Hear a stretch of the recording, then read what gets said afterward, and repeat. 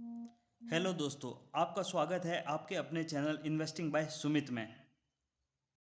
तो दोस्तों, आज के वीडियो में हम जानेंगे निफ्टी 50 होता क्या है, निफ्टी 50 का मतलब क्या है, निफ्टी 50 के अंदर कितने स्टॉक आते हैं, निफ्टी 50 में स्टॉक का सिलेक्शन कैसे करते हैं। इस सब के बारे में आज इस वीडियो में हम पता करेंगे कि क्या होता है, कैसे होता है।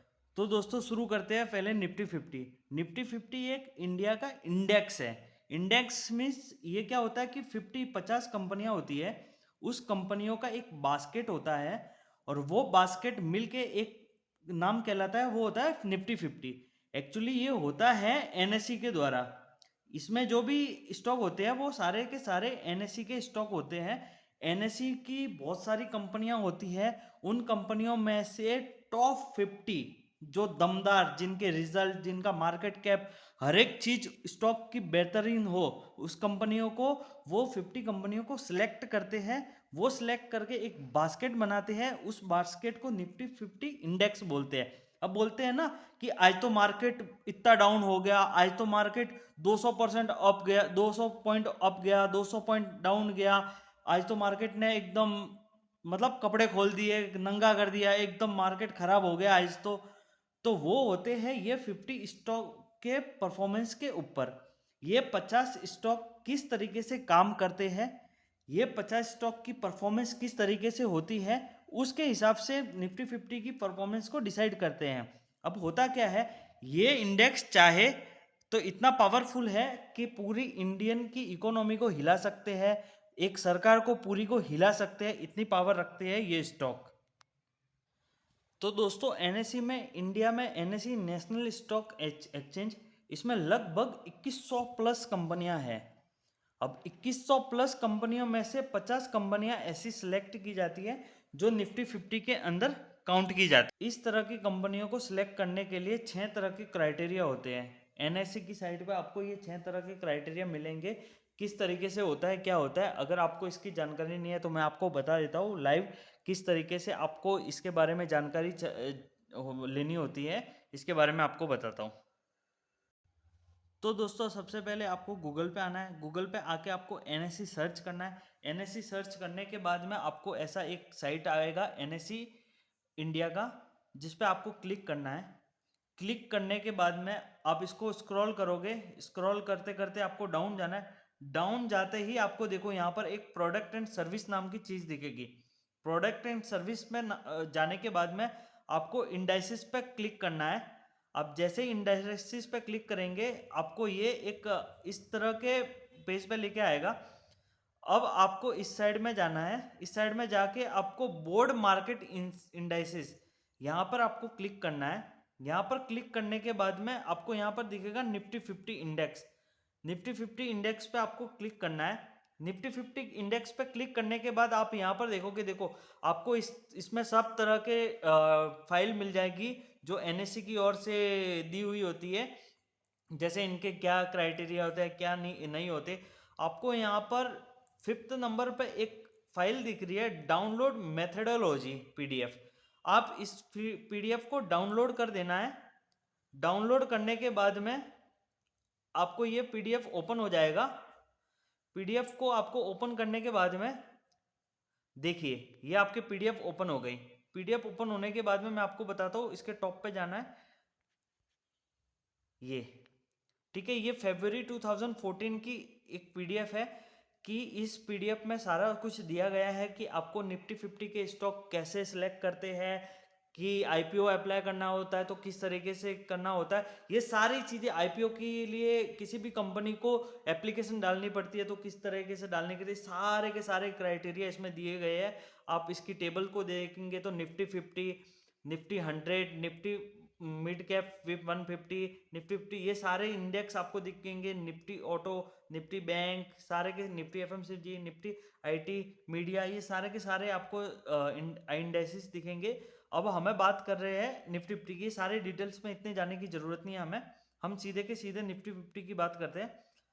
तो मैं आपको निफ्टी 50 का सर्च करके बताता हूँ कहाँ पर है। अगर आप इस फाइल को डाउनलोड करेंगे तो डाउनलोड करने के अंदर अंदर ये आपको कुछ 18 नंबर का पेज, नहीं तो आपको वन सेकंड में आपको सर्च करके बताता हूँ दोस्तों। तो ये अपना निफ्टी 50 का इंडेक्स है, इसके बारे में सारी डिटेल्स दे रखी है। इसके हाइलाइट्स, मार्केट रिप्रेजेंटेटिव, टर्नओवर, सारी चीज़ें दे रखी है, इंडेक्स कंप्यूटेशन। ठीक है, आप नीचे देखेंगे तो यहाँ पर लिखा है index review and eligibility criteria. Okay, आप इसमें देखेंगे तो एलिजिबिलिटी क्या होनी चाहिए, डिफरेंस, ट्रेडिंग फ्रीक्वेंसी, लिक्विडिटी, ये सारी की सारी चीज़ें क्या होनी चाहिए आप यहाँ से डाउनलोड करके पढ़ सकते हैं। बट इतना डिटेल में हम लोगों को क्या है समझ में आए या ना आए, इसलिए मैं आपको एक सिंपल 6 पॉइंट्स में सिंप्लीफाई करके आपको समरी बता देता हूँ कि कैसे करते हैं, क्या होता है, क्या क्राइटेरिया सेलेक्ट करने का। तो दोस्तों 6 पॉइंट की बात करें तो निफ्टी 50 के एंट्री के रूल्स क्या होने चाहिए। अगर पहला पॉइंट की बात करें तो कंपनी इंडिया में होनी चाहिए और कंपनी इंडिया में लिस्टेड होनी चाहिए, ये पहला पॉइंट है। यानी कि कंपनी इंडिया की होनी चाहिए। बहुत सारी ऐसी कंपनियां हैं जो बाहर की कंपनियां हैं जो इंडिया में अपना बिजनेस करती है लेकिन वो इंडिया में लिस्टेड नहीं होती है, तो वैसी कंपनियां काम की नहीं है। दूसरा पॉइंट है मिनिमम 10% शेयर मार्केट फ्लोट होना चाहिए। ठीक है, तो इसका मतलब ये है कि जब आपका कंपनी लिस्टेड है, लिस्टेड होने के बाद में प्रमोटर के आपने देखा होगा तो 90% की होल्डिंग प्रमोटर के पास में है, किसी के पास 80% की प्रमोटर होल्डिंग उसके पास है। लेकिन सेबी के नियम के हिसाब से 75% आईपीओ के बाद में प्रमोटर की होल्डिंग होनी चाहिए, बाकी 25% आप मार्केट में फ्लोट कर सकते हो। तो इस केस में क्या होना चाहिए कि एटलीस्ट 10% आपके कंपनी के शेयर मार्केट में ट्रेड होने चाहिए।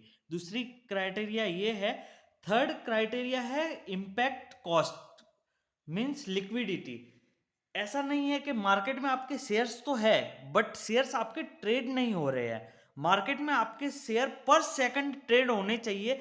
जैसे कि आपके मार्केट का प्राइस है तो पर सेकंड, मिली पर सेकंड आपके चेंजेस होने चाहिए प्राइसेस में। जैसे आपके स्टॉक का प्राइस 500 रुपए है तो 500, 501, 502, 501.5, 501.10, ऐसा हर थोड़ी थोड़ी देर में चेंजेस होना चाहिए और ट्रेडिंग होती रहनी चाहिए, वॉल्यूम होना चाहिए, लिक्विडिटी होनी चाहिए। थर्ड पॉइंट ये है। अगर फोर्थ पॉइंट की बात करें तो फोर्थ पॉइंट थोड़ा कॉम्प्लिकेटेड है, तो इसको थोड़ा ध्यान से समझिएगा। इसका एग्जाम्पल लेके भी मैं आपको बताऊंगा कि गोइंग आउट कंपनी यानी निफ्टी से बाहर निकलने वाली कंपनी। अभी इसमें क्या होता है कि कंपनी की परफॉर्मेंस, निफ्टी 50 की 50 कंपनियां होती है, उसमें जिस कंपनी का सबसे खराब परफॉर्मेंस होता है, साल में ये 2 बार होता है, यानी कि साल में 2 कंपनियां बाहर निकलती है और 2 कंपनियां अंदर जाती है। अगर पिछली बार की बात करूं तो गेल बाहर गई थी और उसकी जगह आई थिंक एल&टी माइंट्री जो निफ्टी 50 के अंदर आई थी। ठीक है, अभी इसमें क्या होता है कि 50 कंपनियां, उसमें से जिस कंपनी की सबसे ज्यादा परफॉर्मेंस खराब है वो कंपनी बाहर जाएगी। ठीक है, और जो कंपनी अंदर आने वाली है उसका मार्केट कैप 1.5% से ज्यादा होना चाहिए पुरानी कंपनी के कंपैरिजन में। समझ रहे हो? इसको मैं आपको एक एग्जांपल से जैसे कि देखो, आपको एग्जांपल बताता हूँ। ठीक है, कोई कंपनी है XYZ जिसका मार्केट कैप 20,000 करोड़ का है। अभी 20,000 करोड़ को 1.5% से मल्टीप्लाई कर दिया तो 20,300 करोड़ की कंपनी हो गई वो। अब 20,300 को 20,000 के अंदर प्लस करके 40,300 की कंपनी हो गई टोटल। यानी कि जो कंपनी बाहर जा रही है वो 20,000 करोड़ का मार्केट कैप है, तो जो कंपनी अंदर आ रही है उसका मार्केट कैप एवरेज में, एक पॉइंट में बता देता हूँ आपको, एवरेज में, ऐसा नहीं कि ये महीने का परफॉर्मेंस देख के आप कंसीडर कर लेते हो, ऐसा नहीं है। एवरेज में 6 महीनों के परफॉर्मेंस को एवरेज में काउंट करके फिर वो कंपनी अंदर आती है। ऐसा नहीं है कि आपने एक बार सेंचुरी मार दी तो आप टीम में सेलेक्ट हो गए, नहीं। आपको भले 80-70 रन आप मारते रहो मारते रहो, आपको कंसिस्टेंसी होनी जरूरी है, तो ही आप उस टीम में सेलेक्ट हो पाएंगे। सेम स्टॉक मार्केट में भी ऐसा ही है, आपकी कंसिस्टेंसी के अकॉर्डिंग ही आपकी कंपनी को निफ्टी 50 के अंदर सिलेक्ट किया जाता है। अगर पांचवें पॉइंट की बात करूं तो कंपनी एफएनओ के अंदर होनी चाहिए। मतलब क्या है? एफएनओ, फ्यूचर एंड ऑप्शन में कंपनी का स्टॉक ट्रेड करना चाहिए। अभी जैसे मैं डीमार्ट की बात करूं, डीमार्ट का मार्केट कैप कितना बड़ा है? कम से कम 1.25 लाख करोड़ से ऊपर का मार्केट कैप है। ठीक है, इतना बड़ा मार्केट कैप होने के बावजूद वो कंपनी निफ्टी 50 में नहीं आ सकती। क्यों? क्योंकि वो एफएनओ के सेगमेंट में नहीं है। अभी एचएएल की बात करें, हिंदुस्तान एरोनॉटिकल्स लिमिटेड, तो वो कंपनी का मार्केट कैप भी 1.25 करोड़ से ऊपर है, पर वो एफएनओ में भी है। तो ऐसी कंपनियां होती है वो आ सकती हैं इसके अंदर, निफ्टी 50 के अंदर। दूसरी चीज, मार्केट कैप कम से कम 20,000 करोड़ से ज्यादा का होना चाहिए। यानी अगर किसी कंपनी का मार्केट कैप 20,000 करोड़ से कम है तो वो कंपनी इस में आने के लिए एलिजिबल नहीं है। तो अगर दोस्तों आपको ये सारी चीज़ें नहीं पता थी तो मैं आपको इस वीडियो में बता दिया। अगर आपको पता नहीं है तो बता देता हूँ कि अगर 50 कंपनियां निफ्टी 50 में आनी है तो उसके लिए आपको मेन 6 क्राइटेरिया ये आपको करने ही पड़ेंगे। अगर आप इन 6 क्राइटेरिया में आपकी कंपनी सक्सेसफुल है तो वो जब जाके वो कंपनी निफ्टी 50 के अंदर आती है। आपको वीडियो अच्छा लगा हो तो लाइक किए बिना मत जाइएगा, और ऐसे ही इंफॉर्मेटिव वीडियो को देखने के लिए आप इस चैनल को सब्सक्राइब कर सकते हैं। Thank you. Happy investing.